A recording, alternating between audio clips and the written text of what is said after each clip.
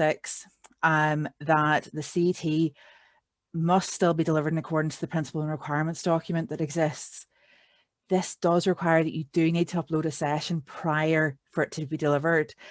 We've had people who have just uploaded a CNUM, have just applied for the CET and then actually not set up any sessions when they're delivering online education, and then they've come and contacted the GOC and said that this has happened when we didn't know anything about it, the sessions. So the sessions still need to be done in advance.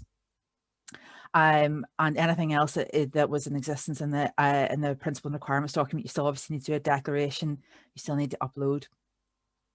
Point 10, the platforms listed in the statement are not exhaustive. We are aware that technologies and software are constantly evolving, and many of the providers have come to us with potentially other platforms. Within that statement, it says the requirements that the platform must be able to do. It's really important that the platform has, that the provider can give us an accurate way of recording when someone logs in and logs out, and evidence of interactivity for any sort of like lecture or webinar. And there's a slightly different slant on that then if it's a discussion workshop. There must be video and audio capabilities for the registrants as well. So we are aware that certain platforms come on the market, softwares change, they update. So please don't take that list as exhaustive. We have updated it twice. The reason why we put those lists of platforms on, because we were approached by what would be suitable. And it was at the time, it was a very straightforward, it was a very easy way of giving some examples of platforms that were available. And we're aware that some providers are still waiting to see, you know, that they are hopeful that for safe-to-safe face-to-face delivery, that they're hoping that potentially they can get back to that as well. In point 16, we've looked at modalities. Prior to the statement, there were 3 modalities that were allowed to be, that were already incorporated online. These were peer discussion or review with 10 or less registrants, an online lecture with discussion, and a lecture. We've looked at every modality and modified them as much as possible so they could be delivered remotely and online for interactive points. So things that now have been modified are discussion workshop, peer discussion review for more than 10 registrants, visual recognition discussion, lecture with discussion workshop, and demonstration and discussion workshop. So these were all modified within Statement 16. And if there are any other modalities within the system that you think potentially could be delivered remotely online, we are definitely open to that and welcome your views. Point 15, we did ask for the leads for discussion workshops to be identified prior to delivery, and that is within the application. The leads are eligible for all 3 points. They are not a facilitator, but they are someone who is aware of online etiquette and is aware of how the software that is being used, how it can be used, how it can be utilized, and how to contact the main lead and the main facilitator or presenter. And also, if required, are able to share their screen within a CET event. And in point 18, this is really actually important, that any approval that was done prior to COVID-19 for face-to-face delivery, but is now looking to be delivered online, you do not need to reapply for that. You can deliver that in a remote way, in a way that we've potentially outlined, what we've outlined in the statement, but all we would ask you to do is at the declaration, declare that it did not run as planned and how you delivered it online. So that's essentially the statement highlights, and essentially that's what we've done to modify how things are happening in terms of CET. When we look then to the impact of what's actually happened to the applications, what's it actually done. So I'm going to show some data, and for this, I'm very thankful to Tim Ray, who has provided me with lots of numbers. So I'm going to look at these first of all. This is a comparison of the applications.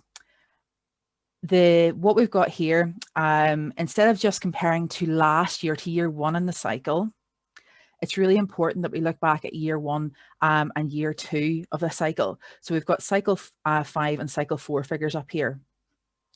what you can see is that the middle year is always lower than the first year. A lot of providers put a lot of applications in the first year, and we've always found that's always been a really busy time of year, and the middle year has always dropped. In actual fact, you can see in this that last year we actually had less applications than we did from in cycle 4 at the start of the cycle. And in actual fact, although the numbers are less in the second year, they actually are a little, in percentage of applications, they're actually a little bit higher than what they would have been in the previous cycle. Now, it's important to remember as well when we go on to later that in actual fact, the number of applications here, whether that then actually has an impact on registrants accepting their points at the minute. And in actual fact, we'll see that doesn't actually have much, that the number of applications at the minute doesn't seem to be having an impact on registrants accepting points and where we are. Many of you are on this call who are on this list. I see a few names that I know are associated with each of these providers. What we've got here are the top 20 providers, the top 20 providers who put in applications. That's slightly different from how many each of those applications then hit. We are aware that with certain people, you might find that one application hits thousands, and with other providers, one application will hit 10 people. But these are the people that put in the most applications, so are most engaged with the system. And we have, you'll see that the ones in yellow here are the same in both lists. This is again from the same period of time in cycle 4 to cycle 5, so 2017 to 2020. Overall, the number of applications are fairly similar. There are 10 providers that are in each list, and there are fairly similar numbers from providers, apart from there's one that potentially is maybe slightly less than the others, but generally fairly stable in terms of numbers. Now, the COVID impact, what would it have on modalities? We did make sure that we were able to change modalities from face-to-face to online delivery to remote delivery. And what I've got here is the 6-7 months prior to COVID.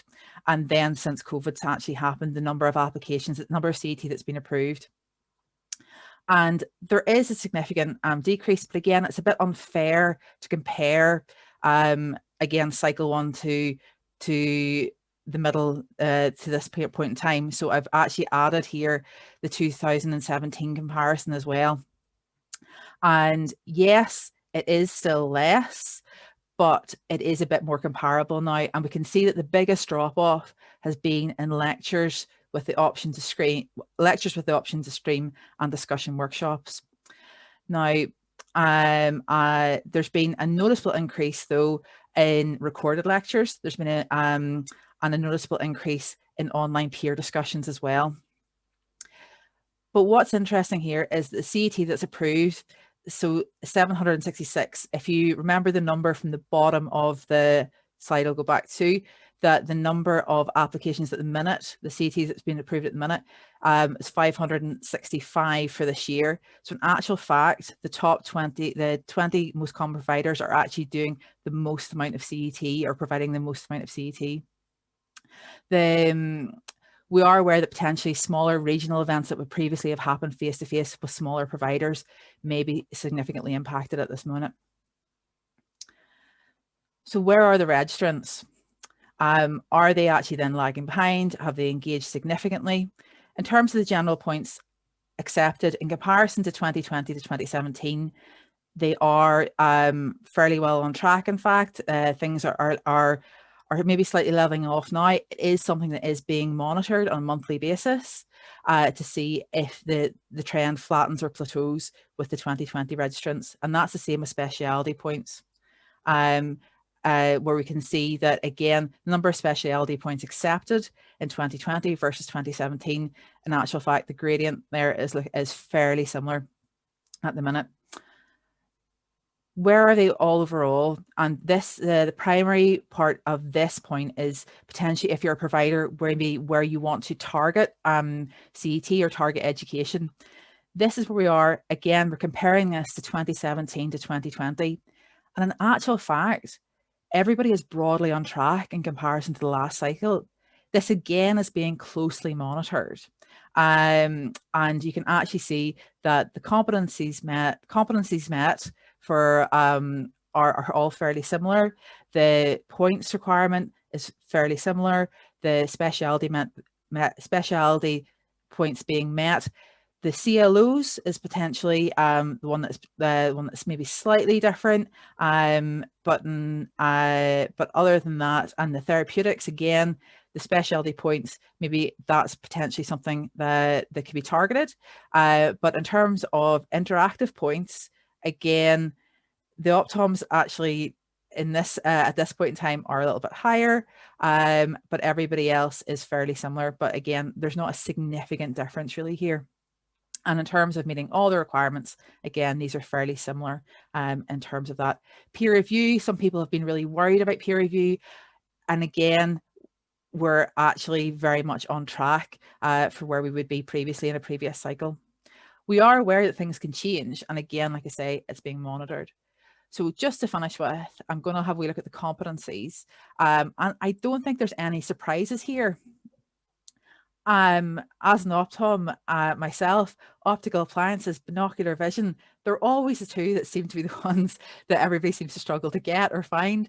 Again, an assessment of visual function and contact lenses are potentially the ones that people would maybe need to seek out a bit more. But communication, standards of practice, and ocular disease, nearly every optometrist has met those.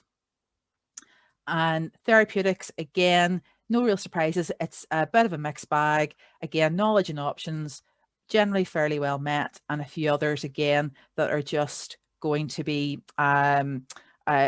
just take a little bit of time to get through and get. In terms of the DOs and the CLOs, again, no real surprises here. Low vision sometimes is a bit harder to get, pediatric dispensing. But things like communication, standards of practice, and ocular abnormalities, again, nearly every DO or CLO has achieved that. For CLOs, probably the biggest one is contact lens verification. That's probably just very slightly the least modality, the modality that least registrants have overall. When we look at any of the percentages, it's just under 60%. So that potentially gives some where potentially education could be targeted, and it gives an idea of where things are. Again, these slides will all be shared, so you'll have an idea of where you can where things are. And again, as Marcus said, we're going to be updating you on a regular basis on this. This is hopefully the first of several that we will do.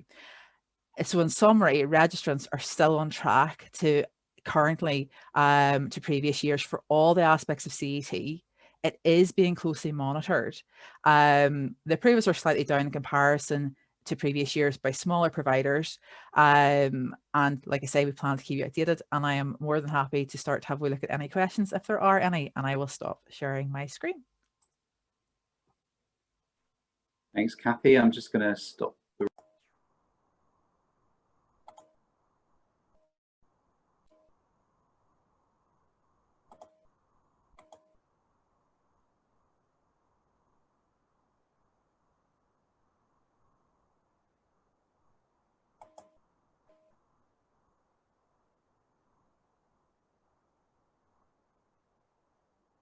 We're having technical difficulties, Natalie.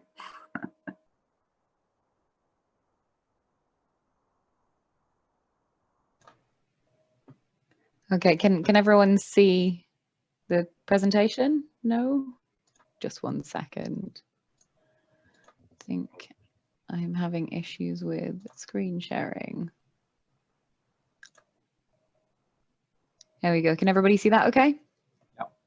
Fantastic. Okay, so just a few short slides to take you through what we've proposed in terms of the CET review. From here on in the presentation, I'm going to be calling it CPD to try and get into the habit of what are the changes that we're proposing. But yeah, I'll go through the changes that we put out to consultation, a bit about the feedback that we had at consultation, and what we're doing and what is still to do in response to that feedback.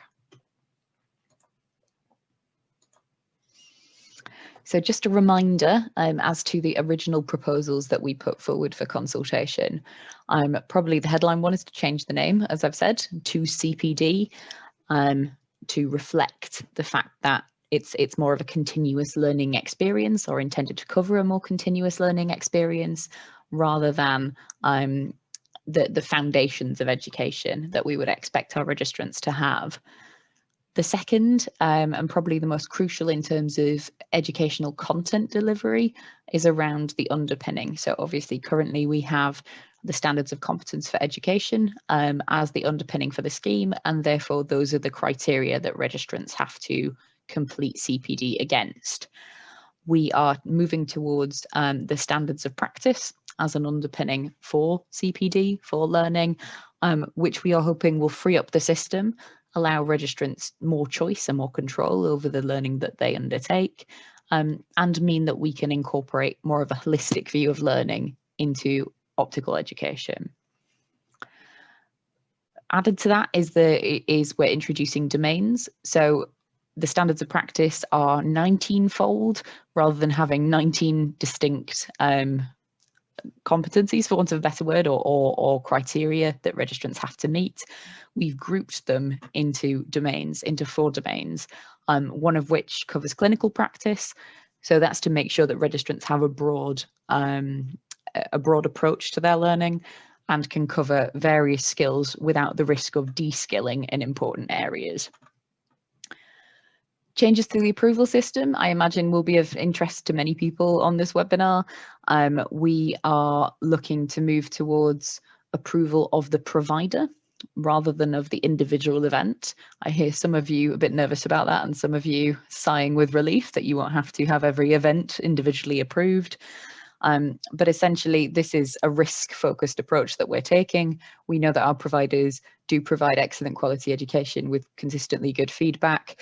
We will only insist on approving individual events for a provider where they are new to providing CPD to the sector. And their first 10 submissions then will be quality assured in depth. But otherwise, we're putting the trust in the providers to deliver the quality education that they've always been delivering. And they will be subject to audit, a more comprehensive audit than we currently have in place, to make sure that that continues to be the case.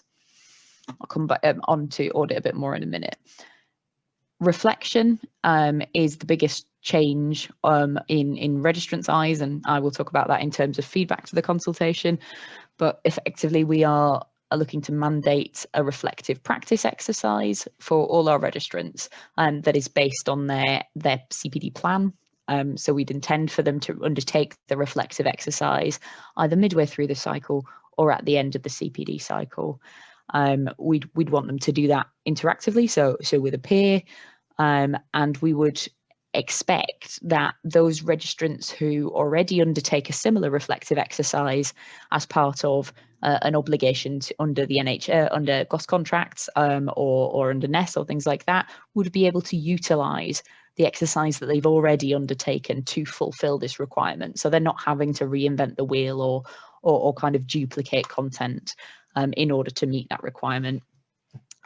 And in terms of audit, we will also be undertaking more comprehensive audit of our registrants' CPD records in line with the need to more proactively quality assure when the system is more freed up.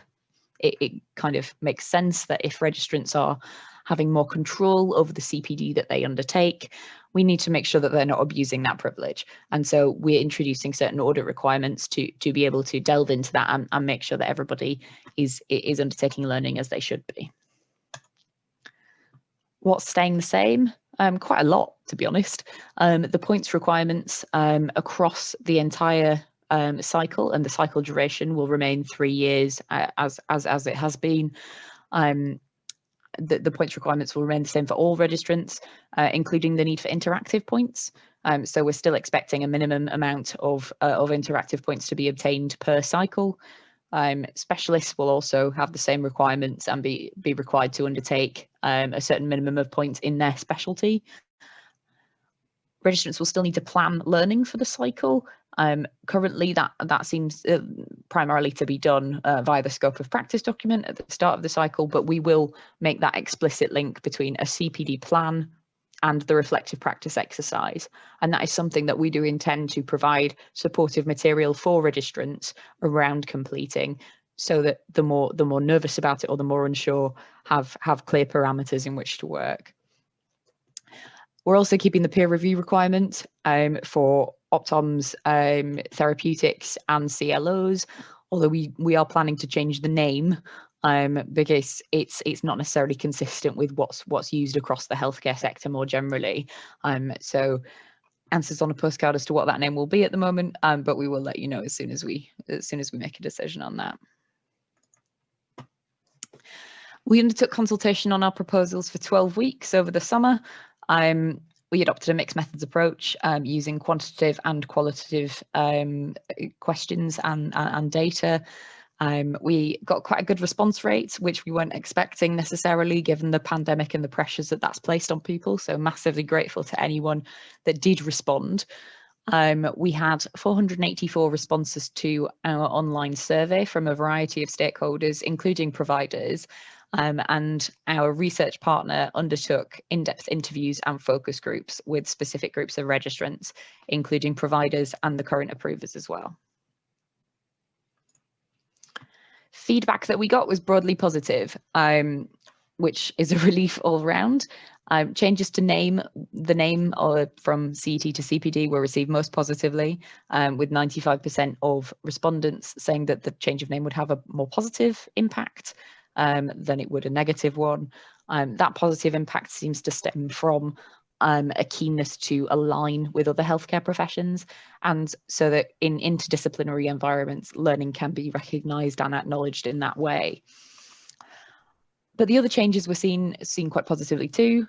Registrants supported the domains in general and felt that they would allow them to have more control over their own learning, and this would be particularly true for those working perhaps outside the traditional high street environment.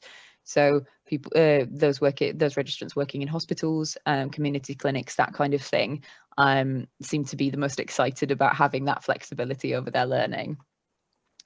And the changes to the approval process, one of those which I should have mentioned earlier includes allowing registrants to undertake CPD that's not been provided by an approved provider.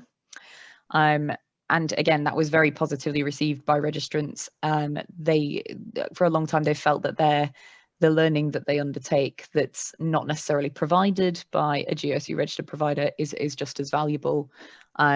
That's particularly the case again for those working in hospitals, things like that, who undertake learning with their peers and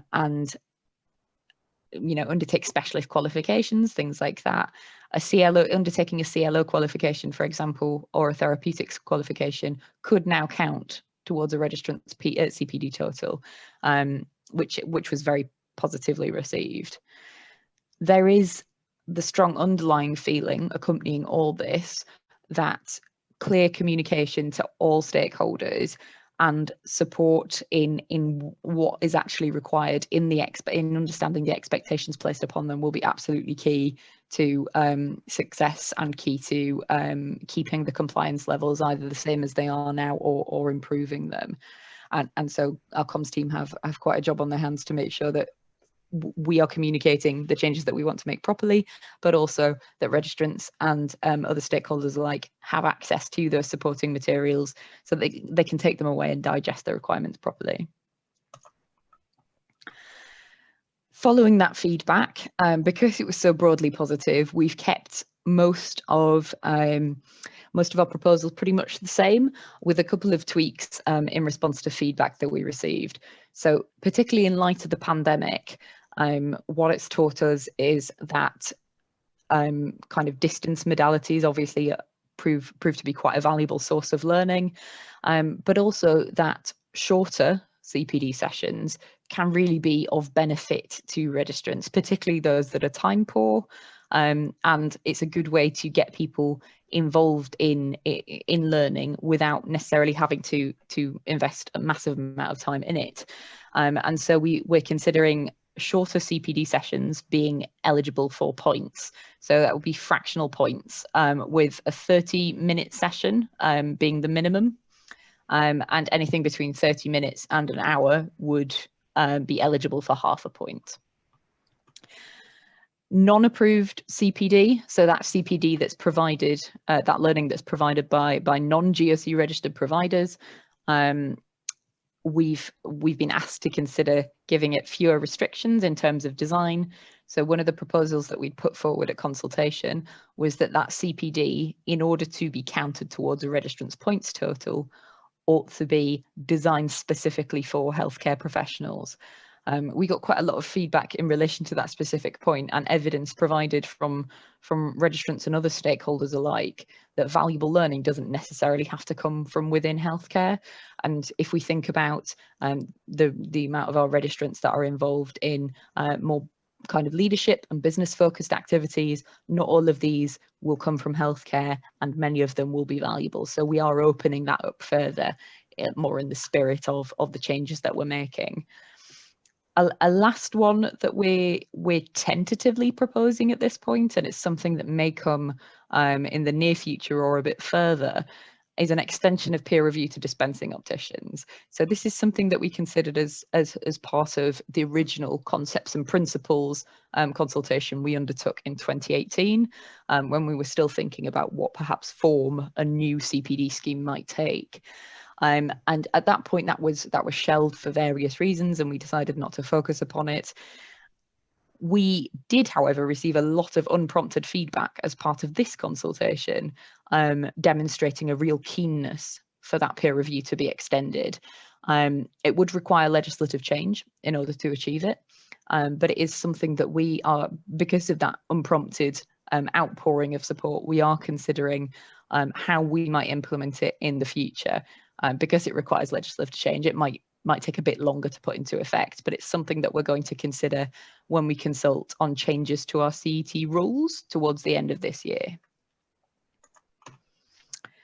Still to do, quite a lot of work. Unfortunately, quite a lot of the finer detail of changes to process underpinning the scheme needs to be finalised. So the nitty-gritty in terms of audit, the back end of the MyCET system, so making sure that registrants can and providers can interact with that in a meaningful way and document CPD properly in accordance with the new requirements, as well as ironing out any issues with approval for the provisionally registered providers that I referred to earlier. That will be taking place throughout 2021. So we will be finalising things at different stages throughout that year. In relation to the actual core content of the policies underpinning the scheme, those are currently being tweaked and will be communicated to providers in January of next year, so January 2021. You've previously told us that you need enough time to be able to adapt your curricula, to be able to think about what kind of content you're going to deliver in future, and also to make sure that you are really confident that you can deliver it in accordance with our new expectations. And so we've listened to that, and we will be publishing that in January 2021. Despite that, this isn't the end of the road for opportunities to collaborate and contribute. In the ironing out of the finer detail, we will want and need your support. So please do feel free to feed in. As Marcus referred to earlier, we will be seeking to have more of these meetings going forward, whether they're formal or informal, but we will be looking for feedback on not only the guidance we provide, but the ways in which we're changing processes as well. We want them to be as user-friendly as possible at both ends. So that's kind of it from me, really. Any questions, please do pop them into the Q&A, or if you'd rather speak to me privately, drop me an email on the email address there. But I'll pass back over to Marcus and stop sharing my screen. Hey, thanks, Natalie, for that. I hope that gave you a sort of a broad overview of the outcomes of the consultation. What I should have said, or what we should have said beforehand, is these are the things that we are considering. These will be going to our council in November. So we've given you a sort of a heads up peek of the sort of the outcomes of that consultation and the areas that have prompted us to think more about the changes that we're making.